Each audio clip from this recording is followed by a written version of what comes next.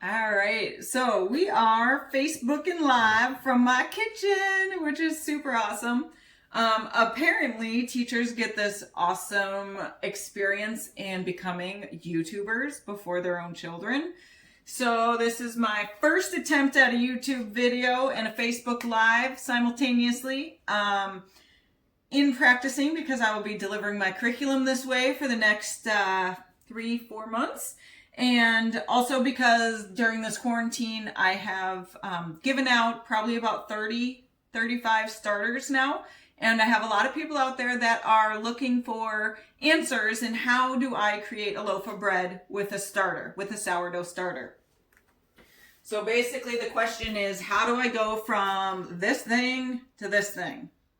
It's a process, I'm not going to lie. But once you do it once, you've got it, and you can do it indefinitely. If we're all quarantined and stuck at home for 3 months, you will always have bread. If you have flour, water, and a starter, you can have bread. So, basic necessities of baking sourdough. And I am not a bread expert. I've never made croissants. I love croissants. I've never made them. I would say I am an expert in this one recipe.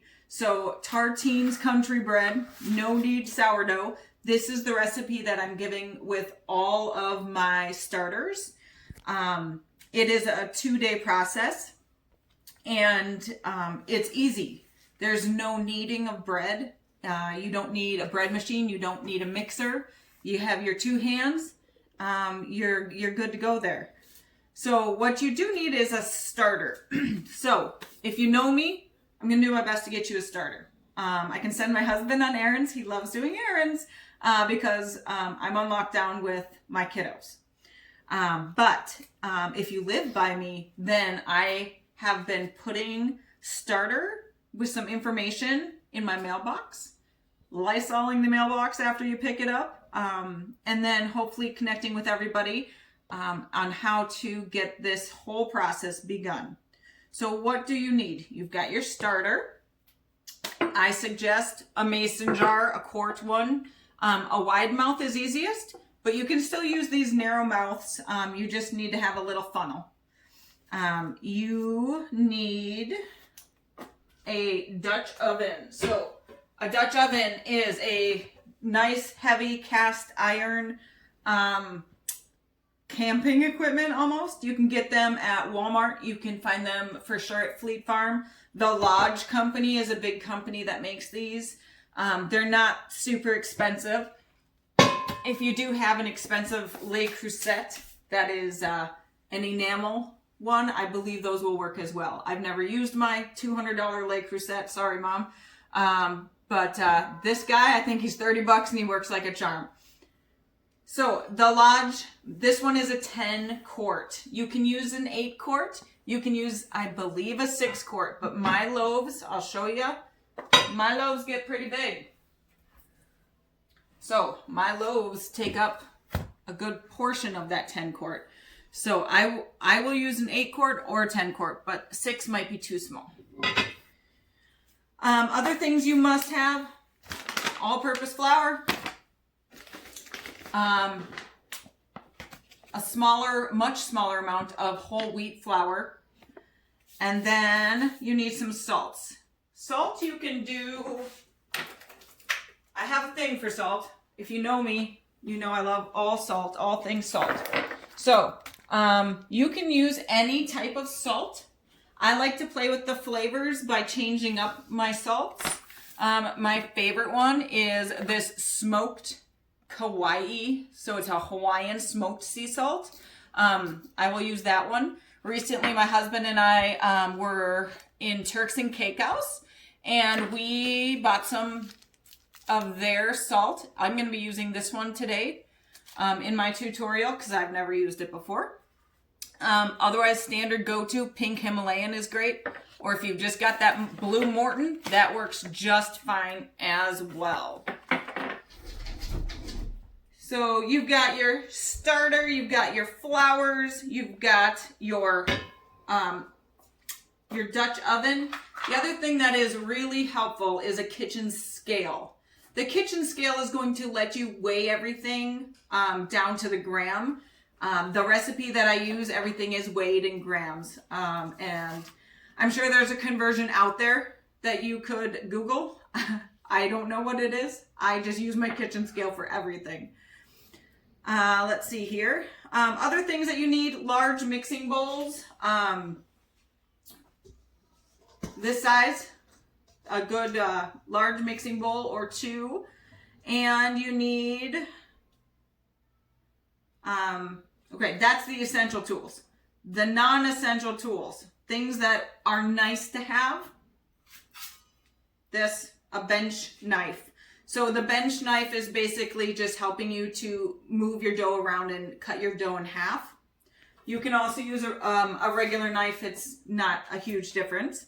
Bannetons. So bannetons are, they're also called brote form in Europe, especially Germany. It's a reed basket made with circular reeds. You line it with flour, and that's what you let your dough rise in. Amazon has them for $8-9. I suggest you get two. I suggest you get two 10-inch rounds. They do come in oval. That's not my favorite. Two 10-inch rounds are going to be your best bet. When you're covering everything, you're going to want to have some disposable shower caps. So disposable shower caps, they come in packs of like 10 from Target or Walmart. These are basically just, I guess you could probably get away with using saran wrap, but I like these, especially in the summer. If I want it rising out on my porch, this makes sure that no bugs get in there. The other thing, they do sell bowl covers. The bowl covers, they come in a multi-pack, which is fine, but you wind up never using any of these. Like, I don't even know what you would use that for. It certainly doesn't fit to cover your brote form, and it doesn't really fit to cover your rising mixing bowl either. I guess maybe if you lost your mason jar lid, then you're good. But I usually wind up just throwing these ones away. So shower caps are the way to go there. So let's get to it. Those are the necessary materials that you must have to make some bread. I'm going to move some of this out of the way so you can see our process. So today, if you've already picked up your starter from me, it came in this like little cute little container. And here's how you take care of that guy. So first of all, give your starter a name. Your starter is alive. It needs to be fed. And it's just, this is a creature that's going to be living with you kind of like a pet for a while. So my starter, I'm going to show you my big guy that I've had for a while. This is my starter. His name is Castiel. I'm a bit of a supernatural geek. So when I start one, I just put the name and then what type it is. Now, starting a starter is a pain in the butt. I wouldn't suggest it for anybody. You can capture your own yeast in the wild just using flour and water. With great science experiment for your kids who are bored home alone right now, or not alone, but home with you. But otherwise, you can buy them from companies. King Arthur Flour sells them. The Perfect Loaf, Cultures for Health. My absolute favorite is Sourdough's International. And I have bought from him since 2008. And this starter is a Bahrain starter. It is a sourdough, but not to the effect of like a San Francisco sourdough. Typically, if it's really sour, they've added things like citric acid to it. But Sourdough's International, I think they have like 14 different strains of wild-caught yeast from different areas of the world, and you can purchase them. Some are better for rising rye flours. Some are better for wheat flours. This one is an Italian from Ischia Island. It's a sourdough culture that is really good for making pizza dough. I've never tried it, but it lives in my fridge until I'm ready to try that. So this guy is from Bahrain. I started him in November of 2018, and he lives in this giant container. Especially now when I'm giving away lots of starters, I need a lot of it. So your starter comes in this little cup. First thing you're going to do, transfer him out of that cup, give him some room, into a mason jar. Now you're going to feed him.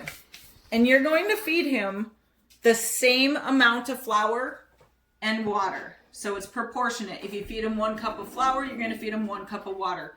If you want to get pretty neurotic about it, because the weight of 1 cup of flour is not the same as 1 cup of water, you can weigh it out.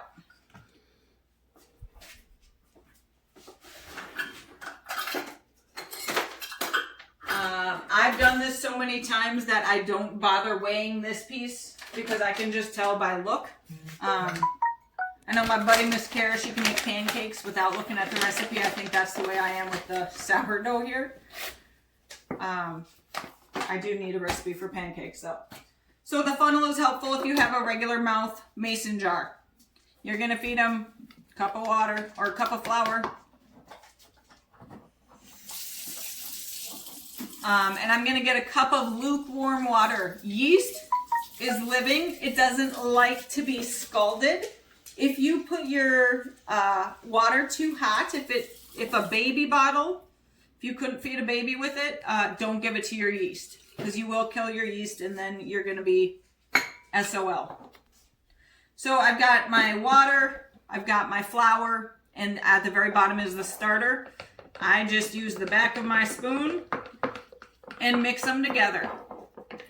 So I've provided food and water for all those little yeast guys. They're going to start consuming those nutrients and it will become bubbly. It's going to rise towards the top. It might even come over the top. So I suggest that you just set the cap on lightly, or use a little one like this so that it has room to expand if it's going to. So this is a starter that's going to take about 6 to 10 hours to become active enough to bake with. This one is not ready. So I just fed him. He's good to go. This one here, I fed at 6 o'clock this morning. So if you want to zoom in on there, you can see that he's very bubbly. He is ready to start making bread. So you need to have your large mixing bowl, your scale, and your starter. That's ready. We're going to go ahead and, if you're following along on your recipe, step 4, make the dough. In a large bowl, combine 200 grams of leaven with 700 grams of warm water. So I need 700 grams of warm water. Once again, you do not want to scald your yeast, but you do want it to be warm to your touch. So anything that feels slightly warm to you is going to be about 98.6 degrees, 99 degrees.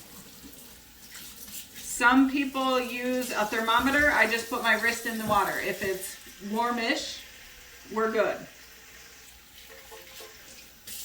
All right. So get your scale going. I'm going to point it towards you. So it says 0. I'm going to put my bowl on there. It's empty right now. I'm going to press the tare so that it clears it out. So now my empty bowl weighs 0 grams. I can go ahead and get my water in there.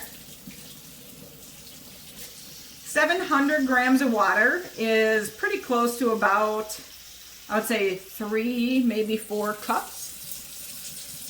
What do we got there? 500. So now what I'm going to do is I'm going to just take a smaller container, start pouring it in and watching the numbers go up.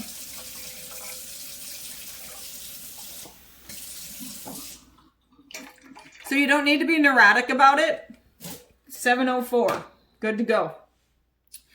Now I need to add 200 grams of, it says leaven. So that's my starter here. You can see that he's very poofy. He's gelatinous.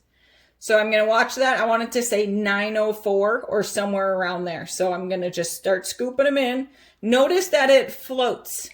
If you pour your starter in there and it starts to sink, you've either waited too long, it ate all its food, and now it's not going to rise your bread, or you haven't waited long enough. It does need to float. That tells you it's strong enough to rise your bread loaves.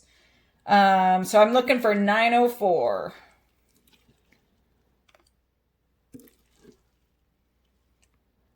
All right, so we got about 902 plus whatever stuck on the end here.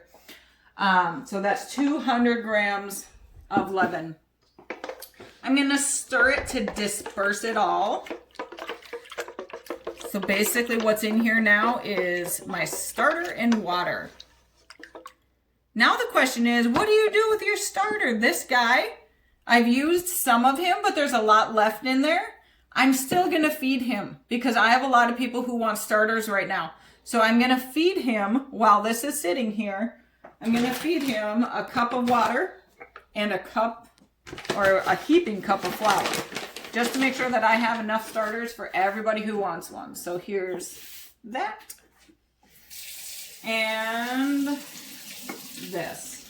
Now, if you were done baking for today, you would feed your starter, and your starter obviously lives in a mason jar, not a big square container like this. You will feed your starter at this point, and then if you're done baking for the week, you put him to rest in your refrigerator. So I'm just stirring here, making sure that this guy is about as thick as a pancake batter, a little bit thicker than that, more like waffle batter. I'm going to set that guy there. So I've added to him. If I was done baking for today, I would lightly cover him and put him back in the fridge. I will show you, I keep a backup starter in the fridge in case, God forbid, something happens to this one. The process of starting one from scratch is such a pain that you just always want to have a backup. So this is what the starter looks like when it's been dormant in the fridge for a few days. Not very bubbly at all. It creates a little liquid on top. That's completely normal. So this guy's going to live in the fridge until you're ready to bake again. And we'll talk about how to do that, how to bring him back to life at the end. Oops. All right, so we have added our 700 grams of warm water and our 200 grams of our starter. Now we add our flours. And I say flours because if you have whole wheat flour available, you're going to want to add a little bit of it. If you do not, it's okay. The total you want to add is 1,000 grams. So I'm back down here. I'm going to clear this guy out. So we said 0. And then I'm going to add 100 grams of whole wheat.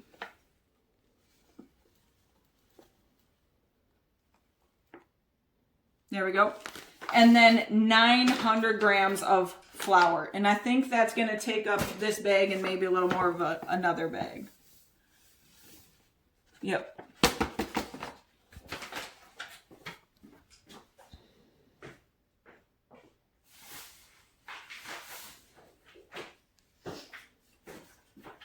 So I use unbleached, all-purpose.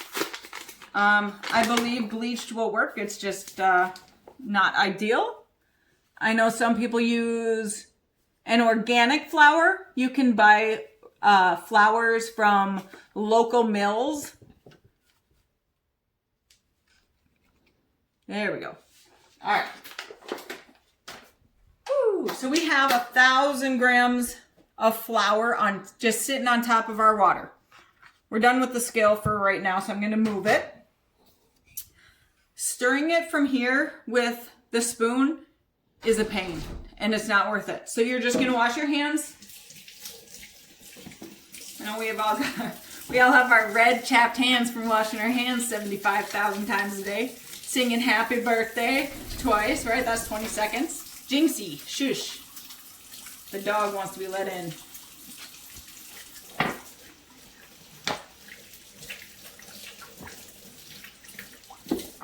All right, so I've washed my hands. I am ready to mix. Now, all I do is I kind of start turning the bowl and I mix with one hand. Flour and water becomes like concrete when you're creating bread. So you're gonna want to scrape it off the sides, push it into the middle. It'll take maybe a minute of mixing with your hand to get where we want to be.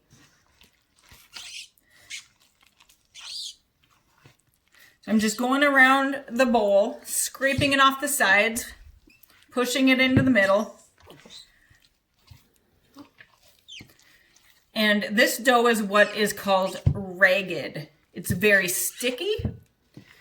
It's pretty high in hydration because in Minnesota, there is no hydration in the winter.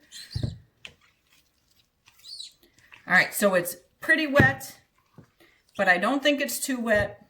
It's all mixed together. I've got a fair amount of it off the sides, but it sticks to your hands too. So do not put this just straight down into your sink. Get as much as you can off of your fingers because you don't want to lose that. That's part of your dough. Put it on top. And then if you can try to scrape it off your sides. The thing you don't want to do is you do not want to put it down your garbage disposal and then leave it there because it's a huge mess and your husband gets really mad. I've heard, never done it.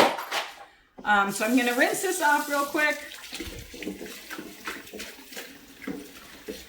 And then this is enough dough to make 2 2-pound loaves. Just dry my hands quick. So we're kind of at the point where the Facebook Live video doesn't make a whole lot of sense because we need to wait. We're going to wait 20 to 40 minutes and the yeast is going to interact with the new flour and water and it is going to form gluten bonds.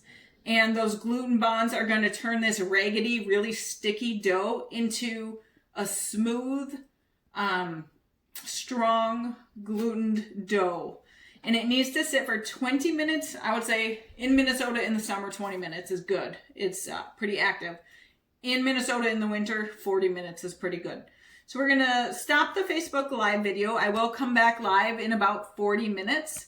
But please add some questions. Text me if you want a starter or Facebook message me and I will figure out a way to get you set up if you're local.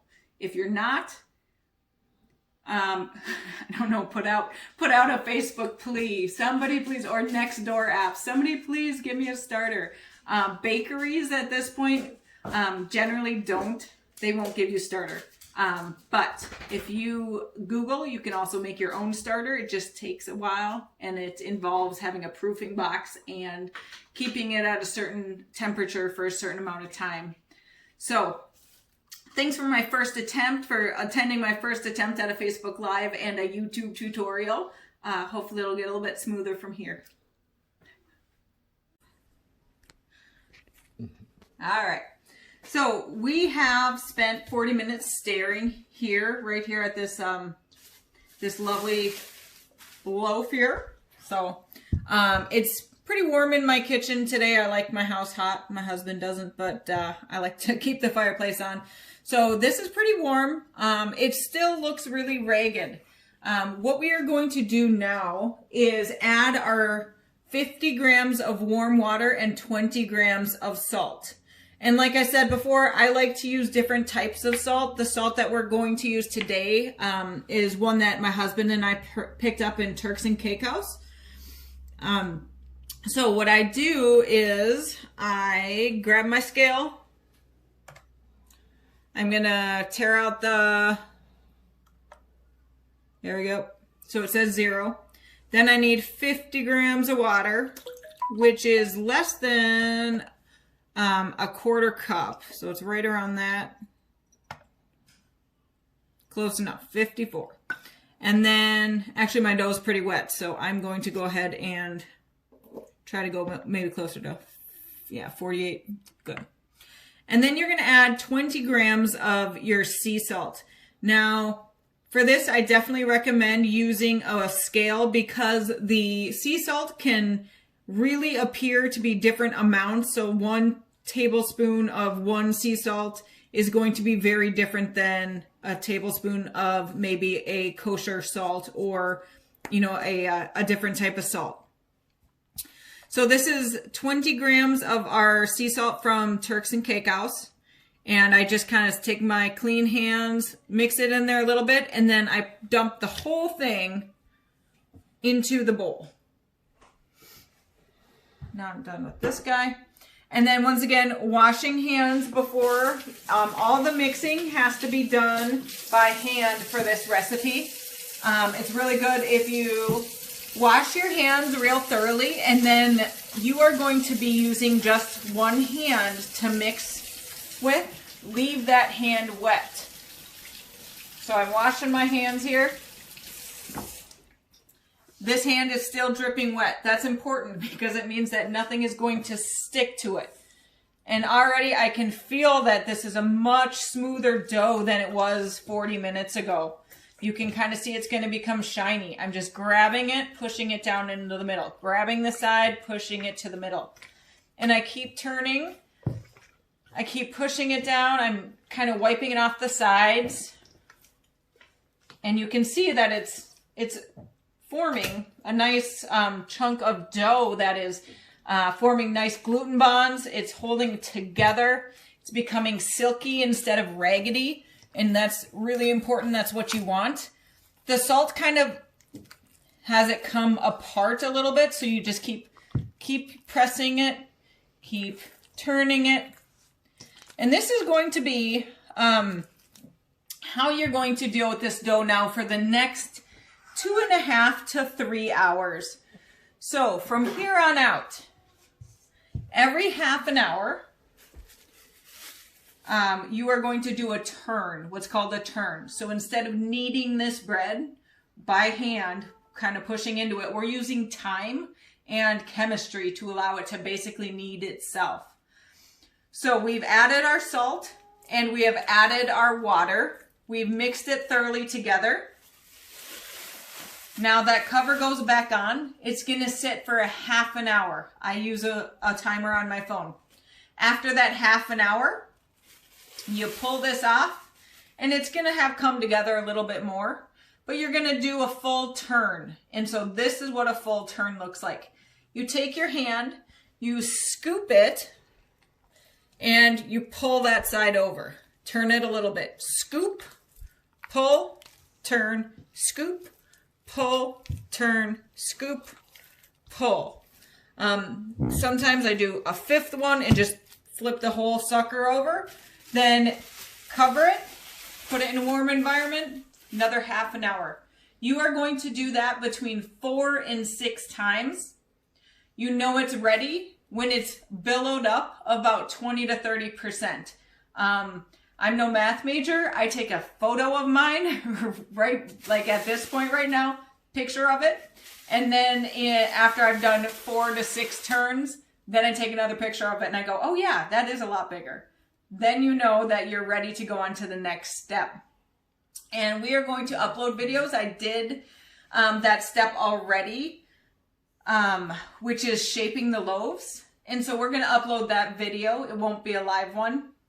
Maybe I'll do a live one later in about 4 hours when this is ready to work with. But if you are really anxious to see what it looks like, we'll upload that video in a little bit here. Send me questions. If you want a starter, I will do my best to get it to you.